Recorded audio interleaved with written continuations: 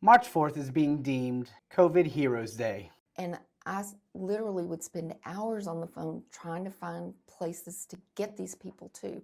And there were no beds in the state of Texas.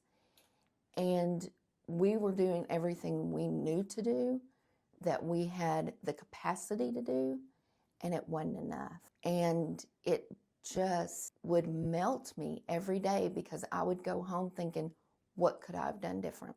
There was one day that I was on the phone for 2.5 hours trying to find a hospital to send a very, very sick lady to.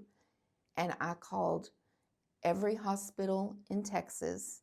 I called Arkansas, Louisiana, Oklahoma, New Mexico, and Colorado. And when I had gone as far as Colorado and could find nothing, I said, we're just going to have to keep her. Around Christmas time, had gotten COVID. And he tried to make it through Christmas Day and just got where he couldn't breathe and had a lot of trouble. So we went to the ER and he ended up in ICU. And I didn't realize how bad he was because we couldn't go in there. So we didn't know how bad he was until he would tell me later. Luckily, it was here at this hospital at RPMH. And so I knew he was in good hands. And I knew that the nurses and doctors were going to look after him, even though I couldn't, because of course, if he has COVID, I had COVID. But he made it through, but it took him about 2 weeks for him to get better and recover, and he didn't go back to work until end of February. You know, there was one day that was the worst day in my mind in RPMH history. We had 5 deaths. 3 of them were codes, 3 of them were in the ICU, 2 of them were on med-surg. 5 in one day. That is unheard of. We might have 1 a week or 1 a month, and 5 in one day. And they weren't old. They were 30s, 40s, moms with newborns. And we couldn't seem to get any ground. We couldn't get our footing. But it's interesting is at that same time, we had one of our nurses that was also sick with COVID and pretty much things as what was going on with my husband. And it took him a lot longer, but when you know people within the hospital, if you worked with them for so long, you rally behind them and encourage them. And so when that nurse was able to finally get discharged, everybody made a long line to the exit door and cheered him on and stuff. So it was a good thing. Of course, we lost some people. We had 2 nurses.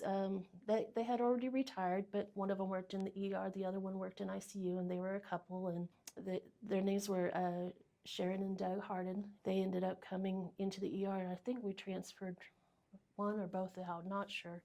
But they ended up both dying within a day of each other, day or two. When we did lose one of our current employees, Linda Vera. So there has been loss. I was extremely proud of the way our hospital, I know people have said this and it's weird, but the way we came together. Absolutely. There was no, that's not my job. Trying to get negative air machines, and that maintenance did awesome with that. And then trying to figure out how to convert rooms. They need rooms, but we don't need to spread it to that person down the hall that just had surgery or cancer or something like that. They ended up taking the windows out and set that up as negative air for that. We set up an outpatient lab in a different building, and then that's something that we still have maintained this whole time. And people actually appreciate it because then they're just in and out. They don't have to wait because other people have other procedures. Right. So I was in Human Resources March 18th, 2020. Amy Bennett and I did bury our noses in policies for weeks because it seemed like policies were changing every single day, but we didn't have to trek every single day to the COVID huts like Dr. Aker and Dr. Lipke's offices did. Sometimes in snow and ice, sometimes in the smoldering heat. And since it is West Texas, sometimes those were back-to-back days. We also didn't have to figure out a whole new way of doing the sick clinic like the rural health clinic did.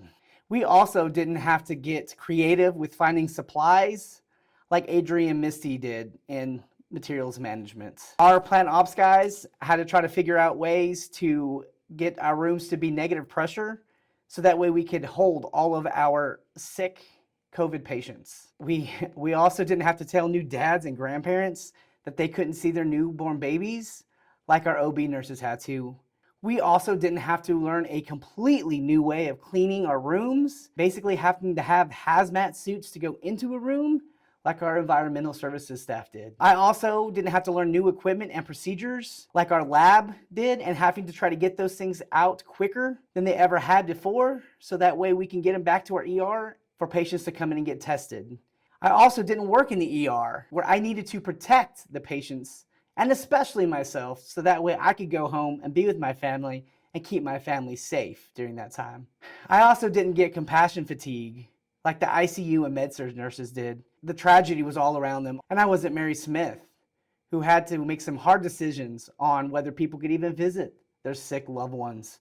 She made those hard decisions, but they always seemed to be the right ones at the right time. And I wasn't a brand new administrator who had to make hard decisions for a hospital and a community that had never seen a pandemic this magnitude before. Because of Doug, we have the ventilators, we have the lab testing equipment this community needs, and we have those things before much bigger facilities and much bigger communities had. And those are because of the decisions that people in this facility made. COVID sucks.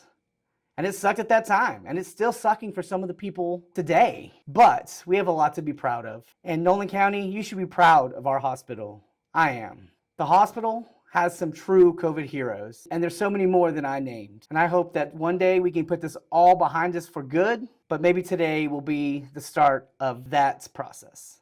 Thank you guys.